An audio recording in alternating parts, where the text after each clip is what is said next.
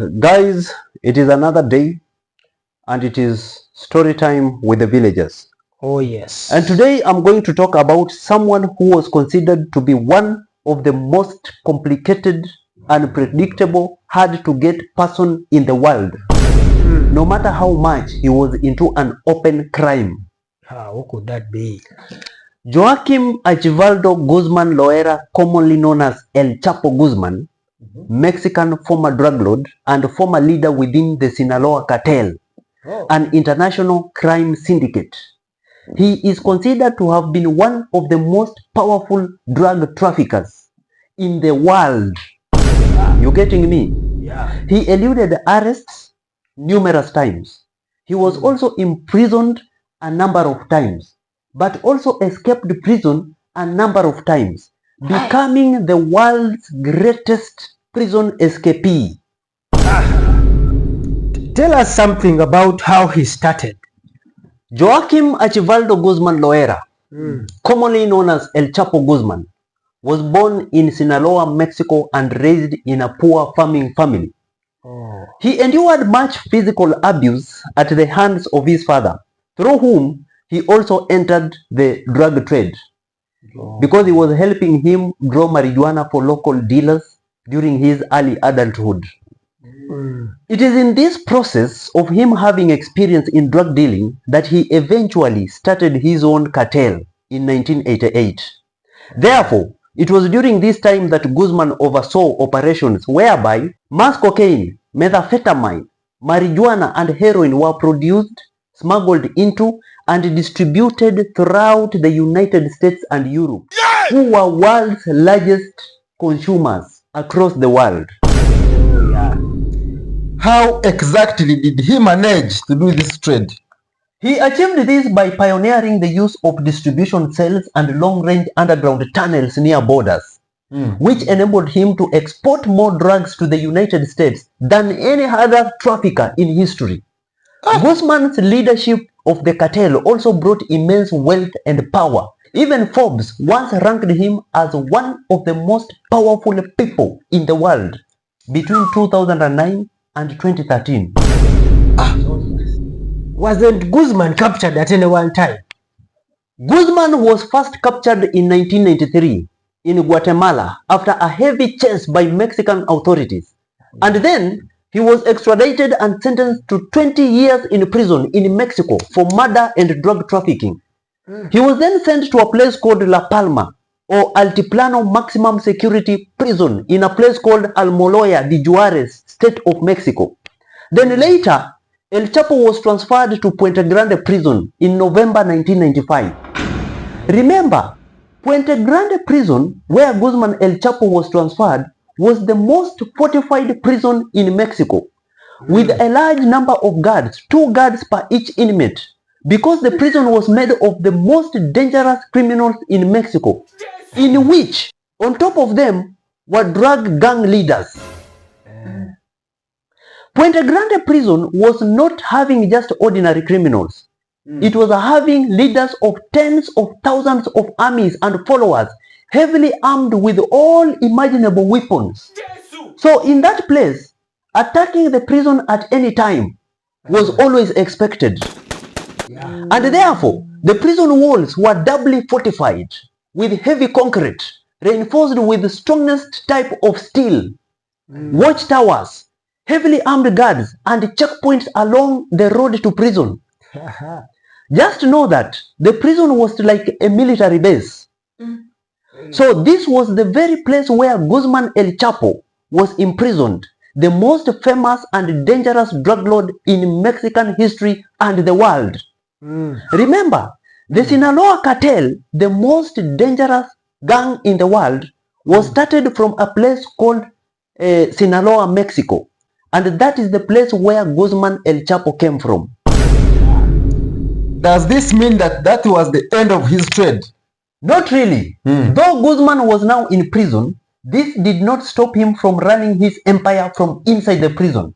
He now started doing it through bribery. He bribed every single officer and guard in prison with bribes worth $1 million.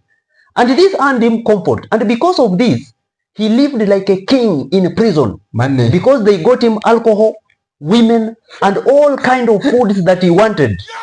They even allowed his 2 wives and mistresses to visit him in prison and stayed with him for days, moreover in prison. And above that, he successfully ran his gang from inside the prison. Was there anyone helping him do these deals inside the prison? Yes, the person who mostly facilitated El Chapo's life from inside the prison was called Damaso Lopez. He was the deputy chief of security at Puente Grande prison. El Chapo bribed this man to the point that he now became his right-hand man. He gave him a house, a car, gifts, and a huge salary. And this strengthened their relationship, and they became friends. Yeah. So Damaso was the main reason El Chapo was in complete comfort inside the prison, to the extent that now El Chapo could do whatever he wanted. So this made El Chapo easily be able to run his gang and also develop a new way of drug trafficking from inside the prison. Therefore, his gang made another breakthrough, which was now drug trafficking through underground tunnels. How did El Chapo do this? Now, El Chapo hired engineers, architects, specialists to dig tunnels at a professional level, and certainly El Chapo through this tunnel was targeting to reach the US from Mexico because it was the most profitable place for them. So at this point, El Chapo and his gang, the Sinaloa cartel, no longer needed to smuggle their drugs neither by air, sea, nor land. They now became smugglers through underground tunnels, which made them to raise their rate of smuggling insanely. And they began to make around $20 million per month. And this is when El Chapo's empire rapidly grew when he was in prison more than when he was outside the prison. And what was the US saying about this smuggling cartel? Mexico, on the other hand, did not extradite drug gang leaders like El Chapo to the US, though the US was always calling for this because they were the ones who were most affected by consuming these harmful drugs despite huge amounts being smuggled to the US from Mexico on daily basis. Yeah, true. So US wanted El Chapos and the like to be transferred to the US because US prisons were more fortified than those ones of Mexico, and it could keep these gang guys away from their home. They could not be able to control their gangs back in Mexico. Yeah, that is it. But the Mexico's authorities still refused to hand El Chapos to the US, claiming that they were able to handle their criminals by themselves. So this made El Chapo even more relieved because at Puente Grande prison, he was doing anything he wanted because he was like at home. Does this mean that now El Chapo is free to stay in Mexican prisons? Not quite yet. Here comes the year 2001. The Mexican Supreme Court submits a proposal to create a new law that would allow the extradition of some Mexican criminal like El Chapo to America.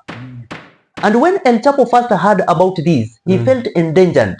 So Guzman El Chapo immediately started planning an escape from prison, in which it was a must to be carried as soon as possible. So a few weeks later, El Chapo had already started formulating a solid escape plan. He was also with his principle that only few people were allowed to be involved in this plan. Okay. So he again gave his assistant Damaso a huge bribe and exclusively told him that he wanted to escape. So Damaso agreed that surely he was going to help him to escape. So how was the escape plan launched? On January 19th, 2001, El Chapo's prison escape plan began. So on this date, Damaso, who was the deputy chief of security at Puente Grande prison and also El Chapo's best friend and his right-hand man, agreed to reduce a number of security guards in that prison that day. So Damaso, however, did not reduce security guards in the entire prison. He only reduced them in only that section where El Chapo Guzman was. El Chapo also bribed one of the prison workers named Chito. Chito was responsible for the laundry work because he was the one responsible for taking dirty clothes from the inmates and put them inside the trolley that put the clothes outside the prison, and placed the dirty clothes in the van that could take them in the laundry facility outside the prison. Continue. So in this case, Chito was the best choice for El Chapo because he only did his daily tasks and none of the security workers cared about him. He was useless. But did the plan succeed? Look, the D-Day had come. It is January 19th, 2001. Chito, the laundryman, opens El Chapo's cell, helps him enter into the laundry trolley, you can call it a cart, covers him with clothes, and pushes the trolley away. But remember, Chito was able to do this comfortably due to the low number of guards in that section as planned earlier that day. But at one moment, while Chito was pushing the laundry trolley, he reached at one of the prison gates where there was a guard. So Chito stopped the trolley and left it and went to talk to the guard and asked him to open the gate. But because El Chapo was very heavy, the laundry trolley began to roll backwards on its own. That is the moment when El Chapo was scared beyond his intestines because he thought that now this trolley would hit the wall, flip over and fall off and be exposed. Of course. But when Chito realized that, he ran quickly and reached behind the trolley and held it before hitting the wall. Then he moved on his way normally to the prison parking lot where the car was waiting for him. And this is when El Chapo immediately jumped out of the laundry trolley, entered the van, and they drove off out of prison. And by the way, remember, the van was being driven by one of the bribed guards, so that when they reached the prison exit gate, no one could stop them, or no one could even search the van. They will just be let go immediately. Meaning this plan was easily executed, wasn't it? Probably. Because even after it was realized that El Chapo has escaped from prison, the pursuit was delayed. Because majority of the local police officers were in El Chapo's pocket. So they did not make a move immediately, and therefore giving him chance to go far away from the prison. Afterwards, the federal police got news that El Chapo Guzman has escaped. And remember, the federal police is hard to bribe, not like the local police. True. So the federal police began searching for El Chapo, while on the other side, El Chapo's men were waiting for him somewhere away from the prison. When El Chapo finally reached his men, they had to change his car and took him away to an armored car. Then to another place, they found an helicopter was waiting for him. He immediately got into a helicopter and they took him away to another location where another armored car was also waiting. They moved him to 4 different locations so that he could not be traced. The last car that El Chapo took was in Mexico City. Continue. And while they were driving in the city, El Chapo looked around just to realize that he was being again surrounded by police cars and motorcycles. He became so stressed and worried, and he asked himself that, I have just escaped from prison, and what again is happening? Is it a setup? How did they manage to track my location again? But the driver answered him that, man, relax, my man, relax. Nothing to worry about, my man. All these police that you see around here are here for your protection. And this was a great relief for El Chapo. In this situation, the corrupt police was surrounding him so that the real police could not reach him. I think now El Chapo's men were pulling unexpected moves. Yes, because no one ever expected that El Chapo would be escorted by such many police cars. So the police went alongside him until they reached one of the gang's safe houses. El Chapo's prison escape in the year 2001 made him a legend to the point that most people began to think that he was above the law. Although Mexico authorities devoted considerable amount of resources to ensure that El Chapo was captured, they were still unable to reach him, and therefore El Chapo remained free for 14 good years. 14? So during these years, El Chapo was moving between his secret safe houses, many of which were isolated areas in the mountains. So what did El Chapo do during these 14 years when he was free? During these 14 years, El Chapo's empire grew insanely because he used to smuggle cocaine to America worth billions of dollars annually. El Chapo expanded his gang and trade to insane levels, and the Sinaloa cartel became the largest drug cartel in the world, uncontested, to the extent that it was considered the largest in history. Remember, reaching these levels of power, influence, and control is impossible without violence. And therefore, during this period, acts of violence were insane, especially in the northern cities of Mexico, the cities that were bordering America, because they were used to drug trafficking, so it was always like a war. In this case, El Chapo and his gang turned these cities into war zones, causing a lot of unprecedented killings and mass destruction.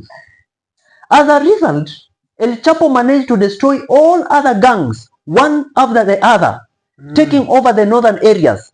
And this made him the largest and sole dominator of the drug trafficking movement from Mexico to America. Boss. So, didn't they try to arrest him again? Yes, they did. The American and Mexican authorities wanted to arrest Guzman at any cost.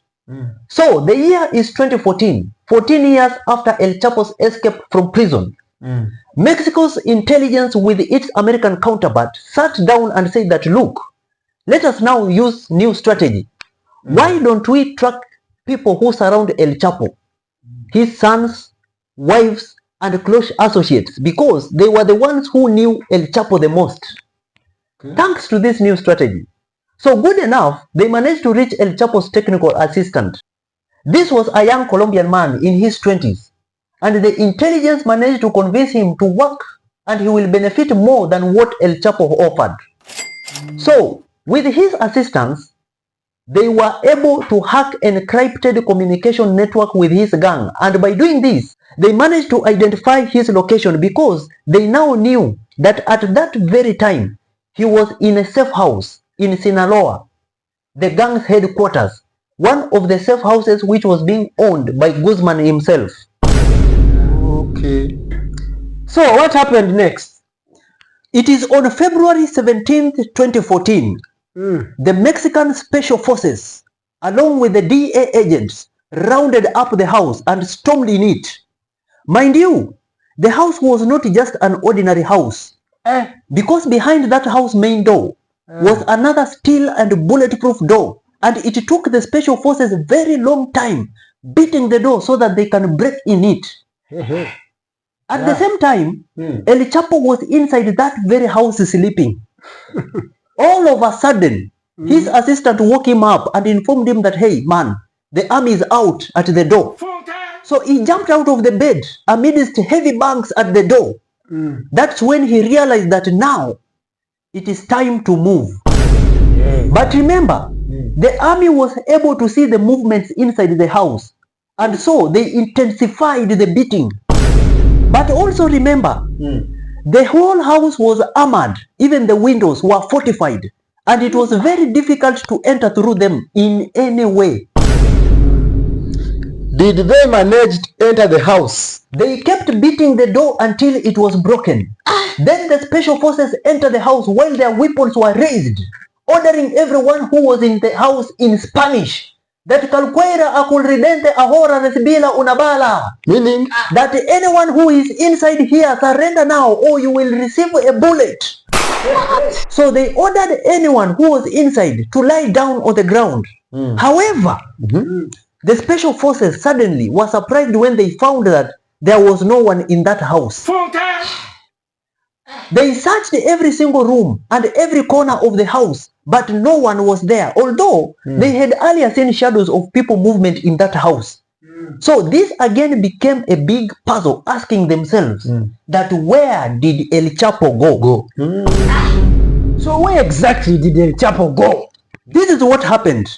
Earlier when his assistant entered the room to alert El Chapo got up from the bed and went immediately to the bathroom, not to hide, but rather to escape through the underground tunnel.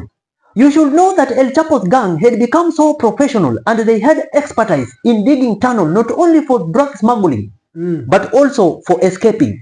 Yeah.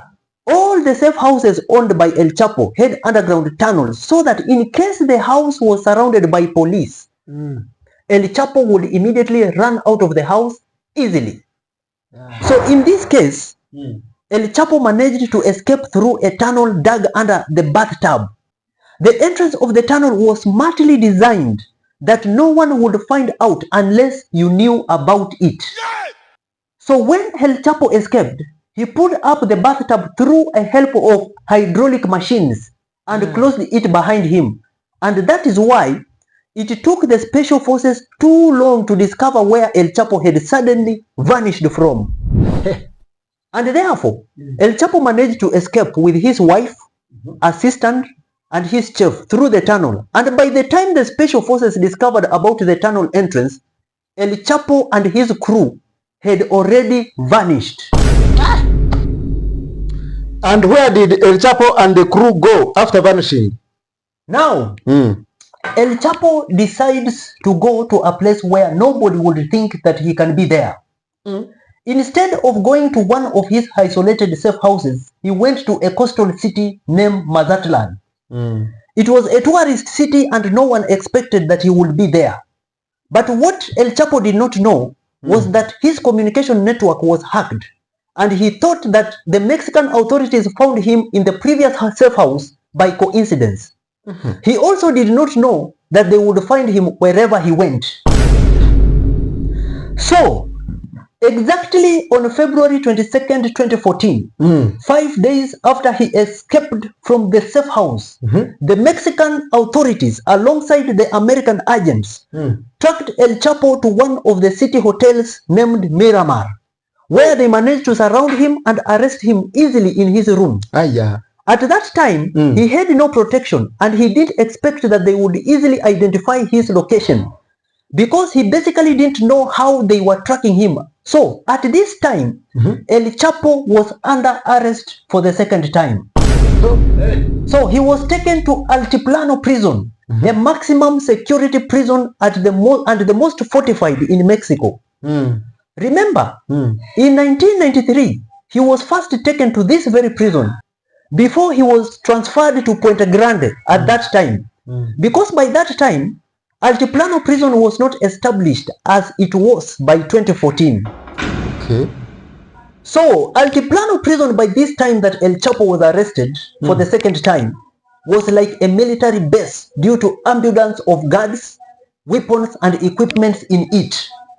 The outer walls were surrounded by large number of watch towers, and each tower was manned by 3 to 4 heavily armed guards. Although the prison walls were doubled with 2 layers and some parts 3 layers, the long fences were reinforced and built with heavy concrete having 4 meters of thickness. So tight. There were even ditches. All this fortification was to prevent the event of any external attacks, because as mentioned before, some of the prisoners there were leaders of special gang armies who could attack that prison anytime to free their gang leaders. And for this case, armored vehicles were also in that prison. And in addition to that, the entire prison area was a no-fly zone. There was also broken communication network in the entire prison area, and therefore all mobile phones would not work inside the prison. The prison also had anti-aircraft weapons just to be ready in case of any air attacks. And the most important thing you should know is that the kind of officers in this prison are carefully hired to prevent all sorts of bribery.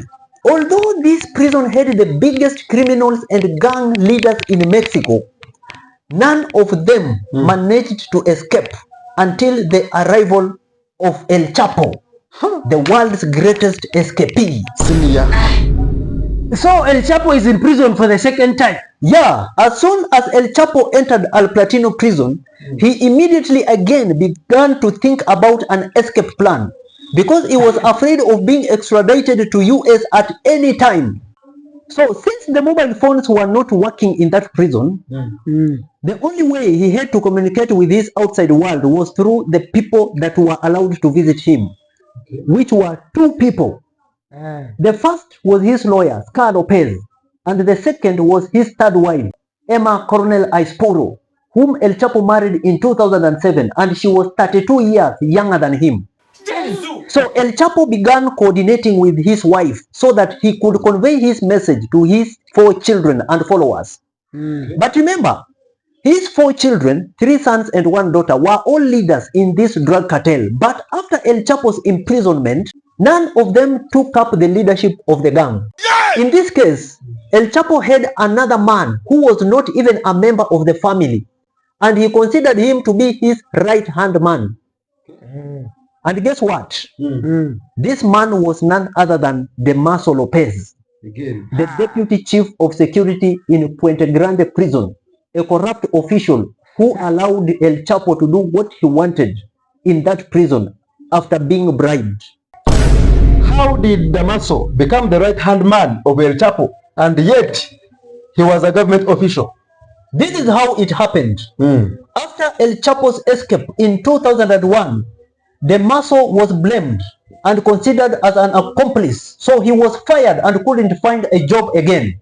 And as I mentioned before, Damaso and El Chapo were friends. That's why now El Chapo asked him to join the gang, and over the years, Damaso kept on being promoted within the drug cartel until he became El Chapo's right-hand man in the gang, and later he became the leader of the gang after El Chapo's second imprisonment. This is how Damaso turned from being just a prison security official to the leader of the world's most powerful drug cartel. What? Now, communication between El Chapo and his right-hand man Damaso and his children through his third wife began in order to look for a way of getting El Chapo out of prison before being extradited to the USA, something he feared most. So how was this second escape plan sketched? Damaso and El Chapo's children started putting together plans to get their gang leader out of prison. And since Damaso was an ex-security official from one of the most fortified prisons in Mexico, this was a big advantage in planning because he knew all the security systems in a prison.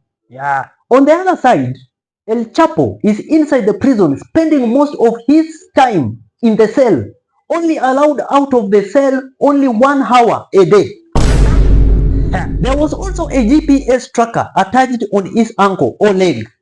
His cell was on 24-hour surveillance with cameras inside his cell and a shower behind a small wall.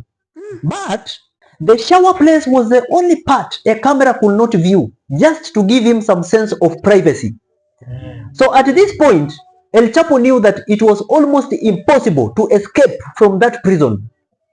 But he was determined to do it at any cost.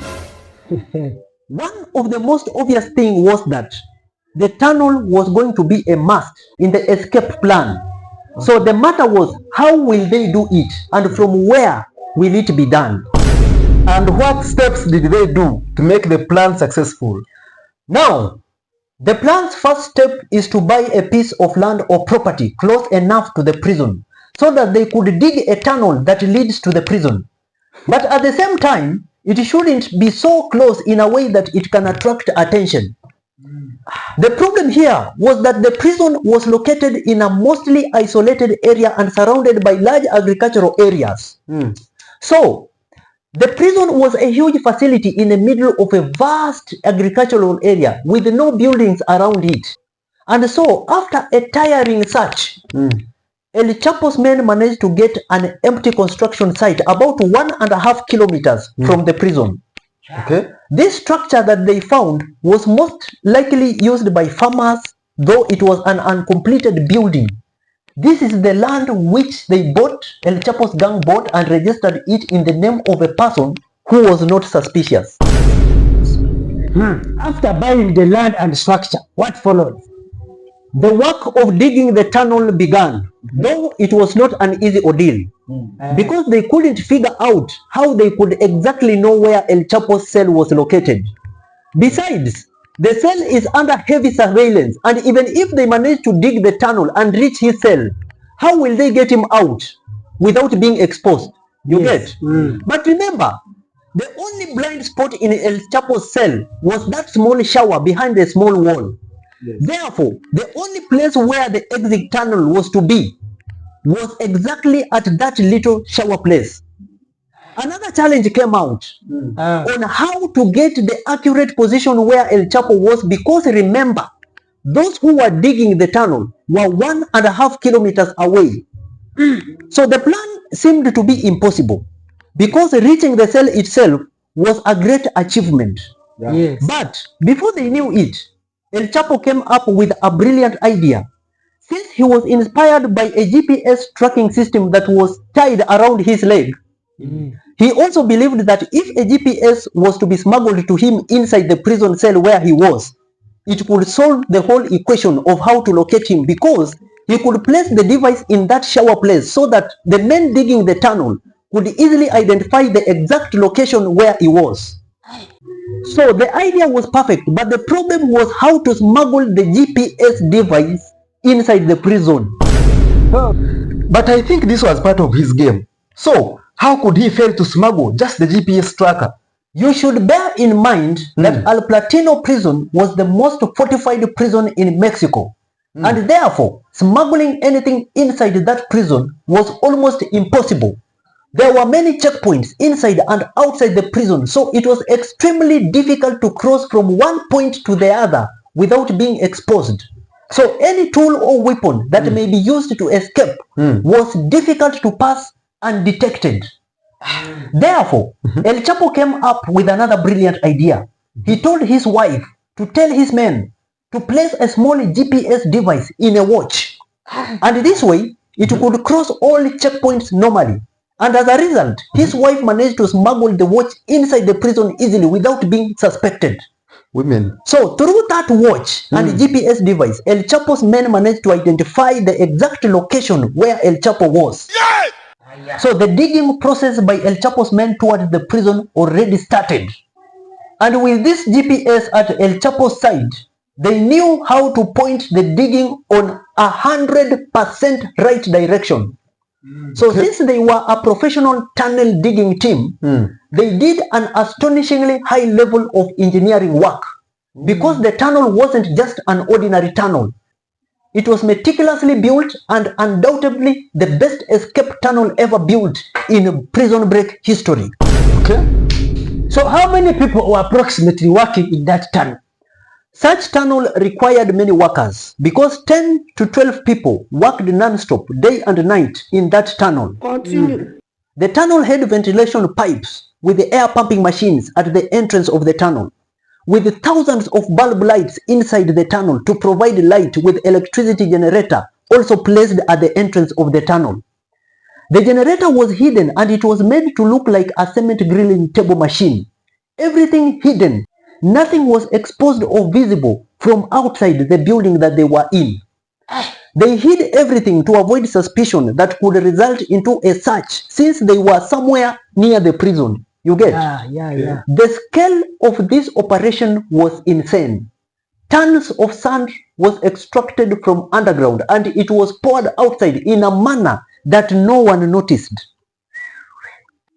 So one strange thing is that none of the guards from Altiplano prison watchtower noticed El Chapo's men, since the ground was flat in that area and just 1.5 kilometers away, despite having watchtowers.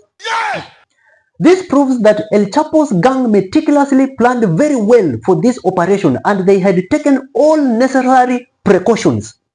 Moreover, inside the tunnel, there was a railroad with a customized excavation cart which was integrated with something which looked like a motorcycle, which was helping in transporting the sand, and later it was going to be used to transport their leader El Chapo during the escape. And what was happening with El Chapo back in prison during that time? Back in prison, El Chapo was nervous, impatient, and anxious, and he wanted to escape as soon as possible before being extradited to the US. And for this reason, he was always sending letters to his men asking them why the process was taking too long, and his men were always replying that this thing isn't simple.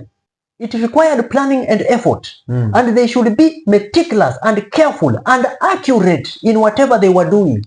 No. So, but finally, there was some good news. El Chapo's men informed him that the tunnel digging work was now almost ready.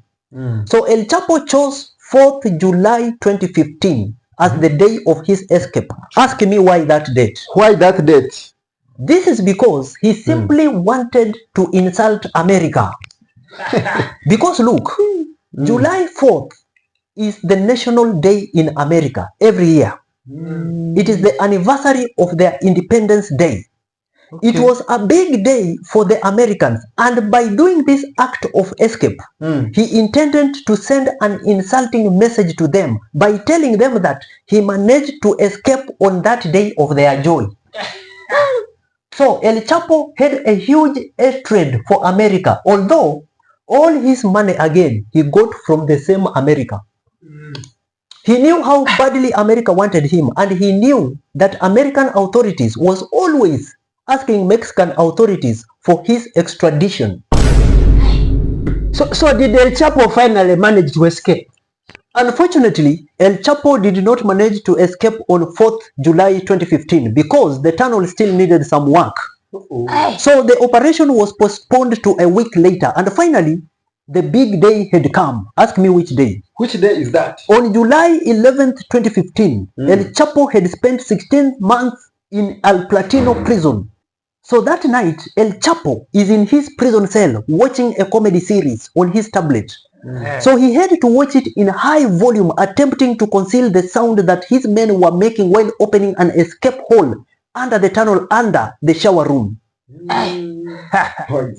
This is the time he was walking back and forth in his room, waiting for the signal from his men that everything is now set.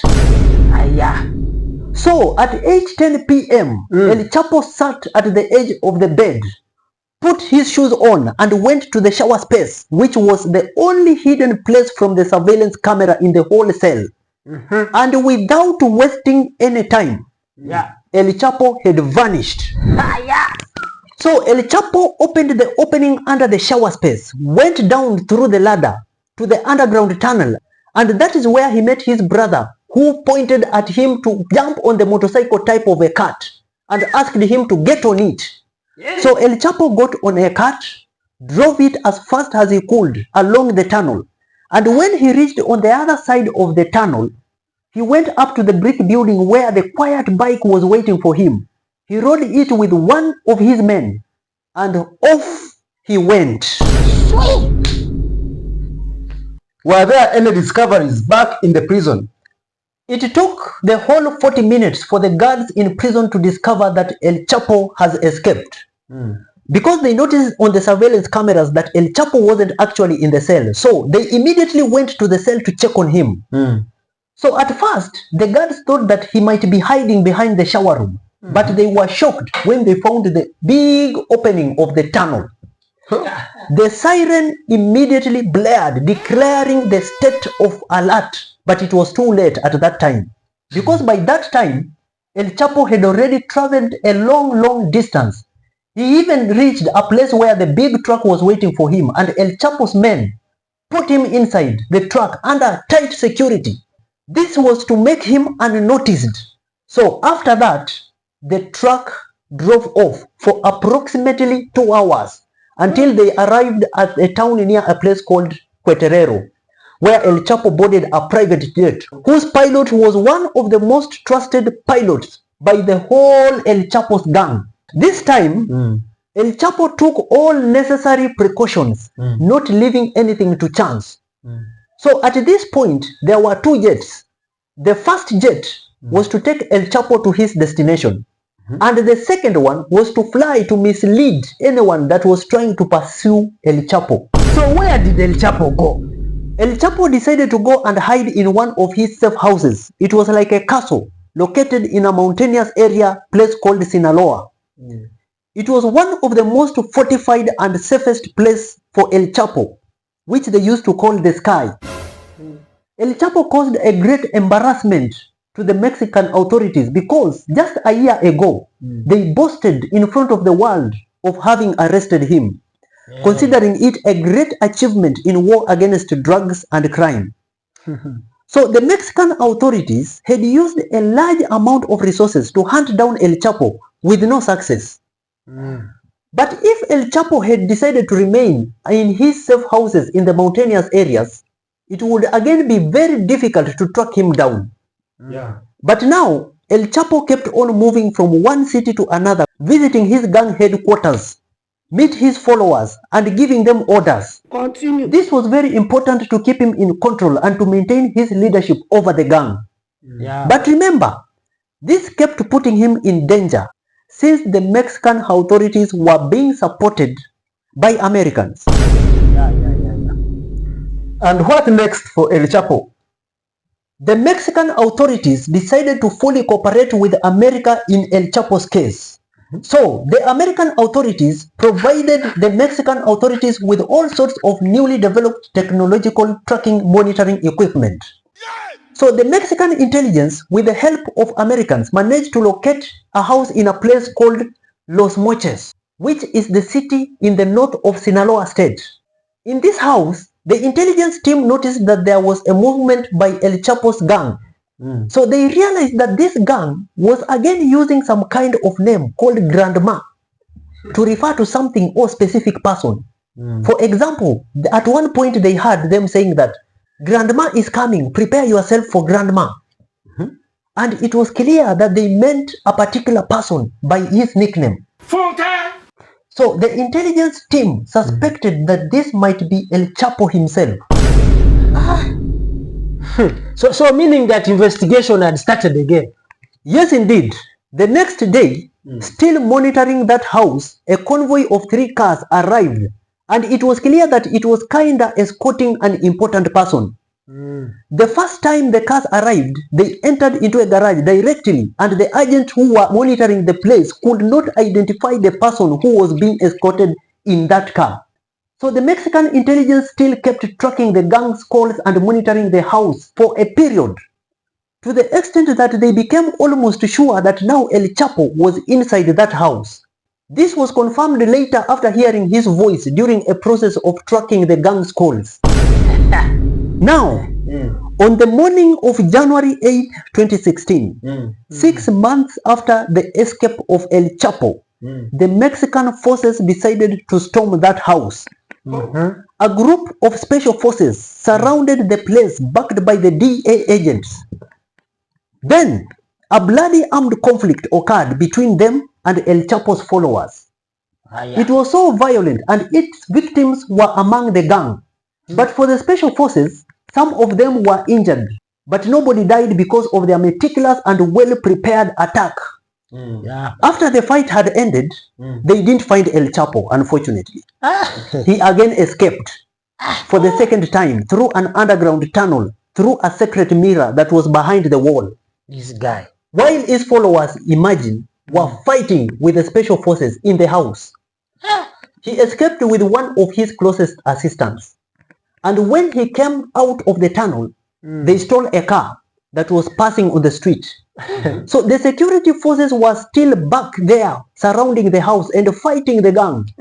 So at the same time, the security forces spread in the whole area when they heard that El Chapo has escaped again. So patrols started roaming around right away in a radius round of 20 kilometers round from the house. Did El Chapo finally get away? This is what happened. It was at these checkpoints that the 4 federal police officers managed to arrest El Chapo and his assistant. El Chapo right away attempted to bribe them again, but unfortunately for him, they were not corrupt officers and they refused the bribe. This prompted him to get angry and started acting insanely. He began to insult them and threaten them. However, the officers disregarded his threats, took a picture of him, and sent it to their commander, who told them that the special forces were on the way towards where they were. So they warned them again that El Chapo's men and associates were preparing for an attack and mobilizing all their forces to rescue their leader. So the commander also asked them to take shelter in a nearby motel and get prepared in case of any kind of eventual attack from El Chapo's gang. So the 4 officers and El Chapo took one of the motel rooms where they waited and monitored the situation, and after a short while they began to hear the sounds of cars approaching from a distance. This is when El Chapo started again to yell at the police, telling them that now you police, you probably may have accepted the offer. Yes. However, his smile turned into sudden shock when they realized that the cars which came were not having his men. Oh. It was the massive number of soldiers from the army and the special forces. So they had surrounded the hotel and secured all entrances and exits. It was finished. Where were El Chapo's men by this time? El Chapo's men were taken aback. They couldn't even contemplate even getting closer to the hotel once they saw the heavy presence of security forces in the area. And in this case, El Chapo was arrested for the third time and sent to Altiplano prison again, the prison from which he escaped last time. But this time, El Chapo was under heavy surveillance. Nevertheless, he again began to look for another way out, planning another escape operation. He sent the messages again to his gang, asking them to do it again. So the gang members had even again started working on the new escape plan. And what made it weird is that they were planning to do it again the same way. But the Mexican authorities were already working on El Chapo's extradition procedures to America. They had come to believe that this was the only solution basing on how many times he had escaped.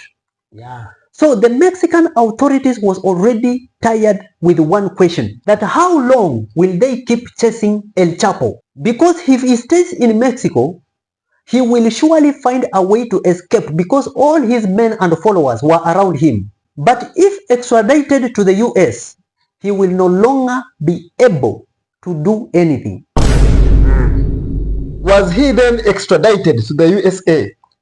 For the already mentioned reasons, the court even speeded up his extradition procedures.